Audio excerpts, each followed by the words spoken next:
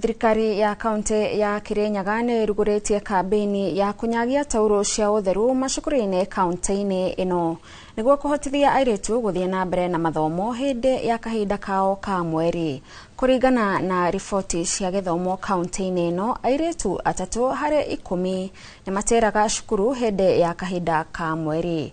Arutwo airĩtu 3,000 kuma macukuru 20 nĩmahetwo taurũ ici itena-inĩ rĩa mbere rĩa uheani uyu, ambazo zitakuwa zikitumika kusaidia vijana, kina mama na pia persons with disability na wengineo ambao wale tunaita vulnerable and common interest groups. And I really appreciate the pads that we've been given to our girls, especially during this time when parents are really crying that they don't have money.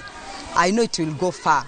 Majority of them now will stay in school and will continue to cover the syllabus, and the curriculum will go on well. Led by Our Excellency Governor Ann Mombi Waiguru, we want to really appreciate on behalf of Kutus Comprehensive School because of this kind gesture that they have done to our girls today. It will be a memorable moment because you are not only taking care of their health, but their comfort here at school and back at home. We want to thank you because of the good work that you are doing to the Kirinyaga people and the citizens at large. We've gone to 20 schools across Kirinyaga County in various wards.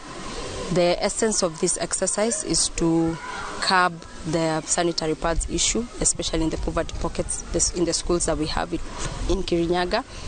The essence is also to ensure that no girl child is left behind, especially during their menses.